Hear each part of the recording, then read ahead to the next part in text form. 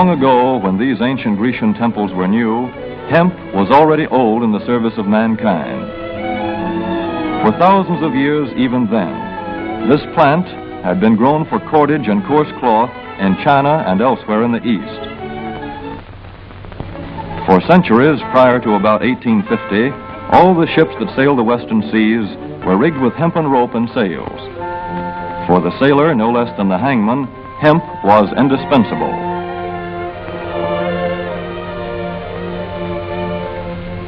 A 44-gun frigate, like our cherished old Ironsides, took over 60 tons of hemp for rigging. Including an anchor cable 25 inches in circumference.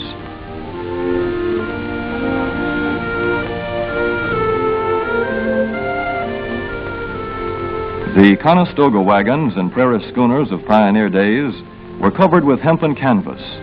Indeed, the very word canvas comes from the Arabic word for hemp. In those days, hemp was an important crop in Kentucky and Missouri. Then came cheaper imported fibers for cordage, like jute, sisal, and manila hemp, and the culture of hemp in America declined. But now, with Philippine and East Indian sources of hemp in the hands of the Japanese, and shipment of jute from India curtailed, American hemp must meet the needs of our Army and Navy as well as of our industries. In 1942, patriotic farmers, at the government's request, planted 36,000 acres of seed hemp, an increase of several thousand percent. The goal for 1943 is 50,000 acres of seed hemp. In Kentucky, much of the seed hemp acreage is on river bottom land such as this, along the Kentucky River Gorge. Some of these fields are inaccessible except by boat. Thus, plans are afoot for a great expansion of the hemp industry as a part of the war program. This film is designed to tell farmers how to handle this ancient crop, now little known outside Kentucky and Wisconsin. This is hemp seed. Be careful how you use it. For to grow hemp legally, you must have a federal registration and tax stamp. This is provided for in your contract. Ask your AAA committeeman or your county agent about it. Don't forget, hemp demands a rich, well-drained soil such as is found here in the bluegrass region of Kentucky or in central Wisconsin.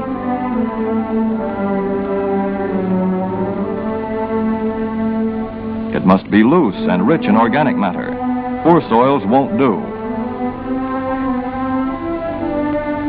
Soil that will grow good corn will usually grow hemp. Hemp is not hard on the soil. In Kentucky, it has been grown for several years on the same ground, though this practice is not recommended. A dense and shady crop, hemp tends to choke out weeds. Here's a Canada thistle that couldn't stand the competition. Dead as a dodo. Thus, hemp leaves the ground in good condition for the following crop. For fiber, hemp should be sown 5 pecks to the acre. With drill, the closer the rows, the better. These rows are spaced about 4 inches. This hemp has been broadcast. Either way, it should be sown thick enough to grow a slender stalk.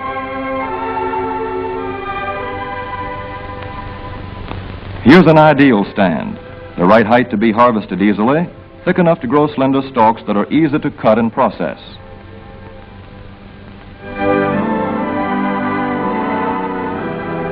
Stalks like these here on the left, they yield the most fiber and the best.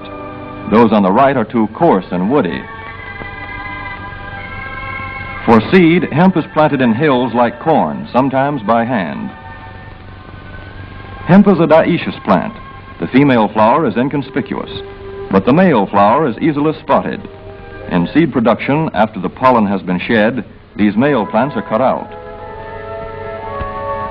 These are the seeds on a female plant.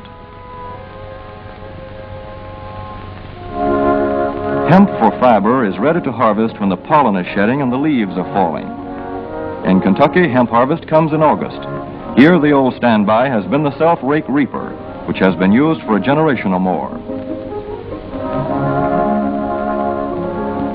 Hemp grows so luxuriantly in Kentucky that harvesting is sometimes difficult, which may account for the popularity of the self-rake with its lateral stroke.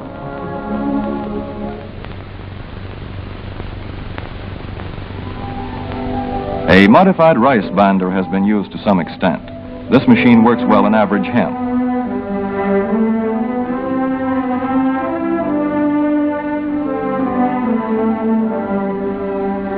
Recently, the improved hemp harvester, used for many years in Wisconsin, has been introduced in Kentucky. This machine spreads the hemp in a continuous swath. It is a far cry from this fast and efficient modern harvester to the Armstrong model of yore.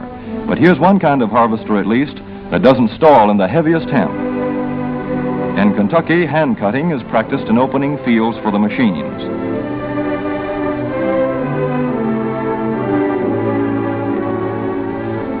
In Kentucky, hemp is shucked as soon as safe after cutting, to be spread out for retting later in the fall.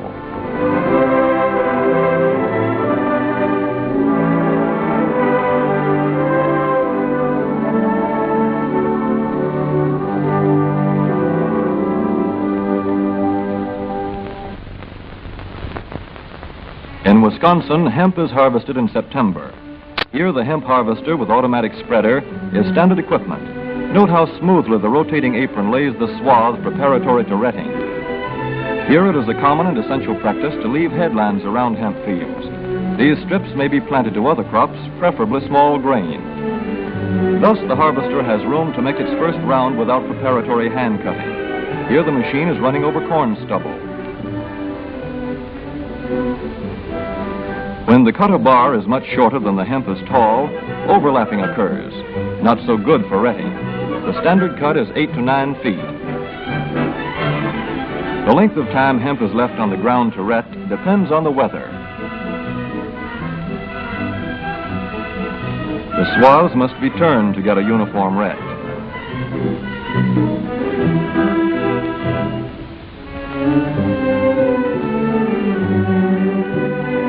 When the woody core breaks away readily, like this, the hemp is about ready to take up and bind into bundles.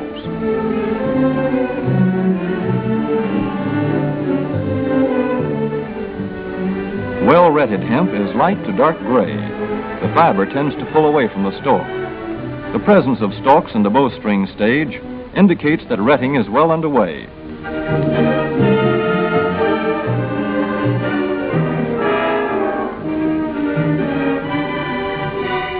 When hemp is short or tangled, or when the ground is too wet for machines, it is bound by hand.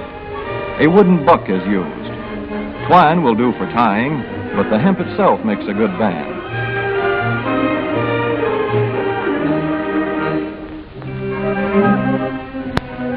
When conditions are favorable, the pickup binder is commonly used. The swath should lie smooth and even with stalks parallel. The picker won't work well in tangled hemp.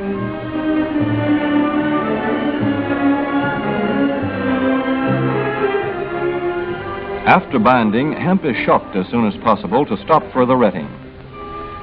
In 1942, 14,000 acres of fiber hemp were harvested in the United States. The goal for 1943 is 300,000 acres.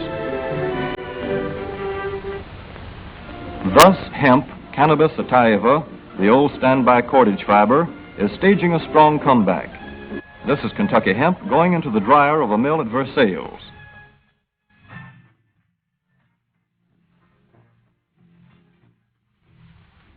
In the old days, breaking was done by hand, one of the hardest jobs known to man.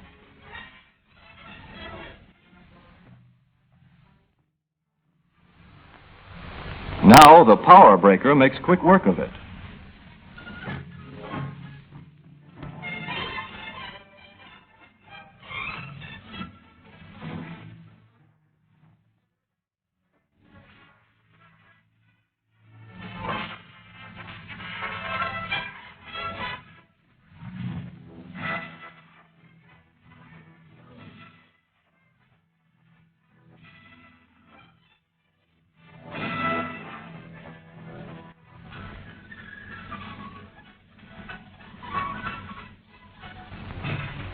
Spinning American hemp into rope yarn or twine in the old Kentucky River Mill at Frankfort, Kentucky.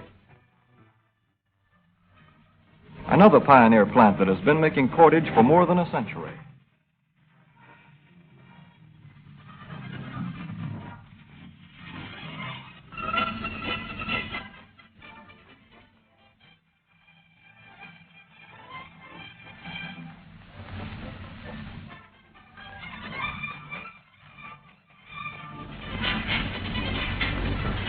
All such plants will presently be turning out products spun from American-grown hemp.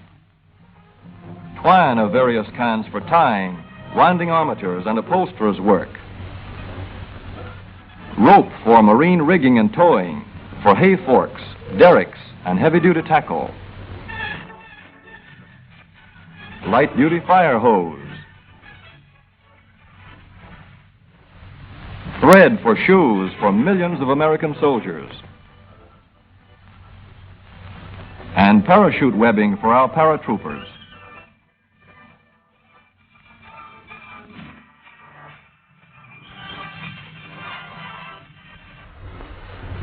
As for the United States Navy, every battleship requires 34,000 feet of rope, and other craft accordingly.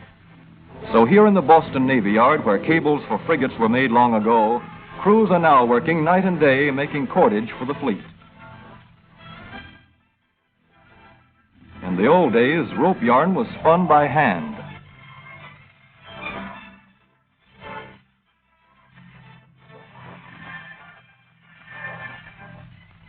Today, even the rope walk is mechanized. 160 fathoms to go.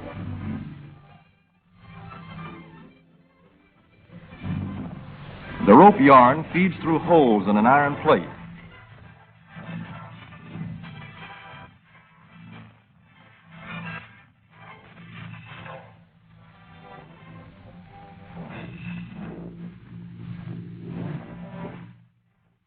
This is Manila hemp from the Navy's rapidly dwindling reserve. When that is gone, American hemp will go on duty again. Hemp for mooring ships. Hemp for tow lines.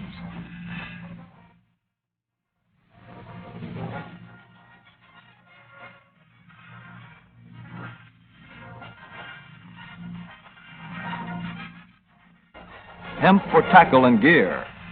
Hemp for countless naval uses, both on ship and shore. Just as in the days when old Ironside sailed the seas victorious, with her hempen shrouds and hempen sails.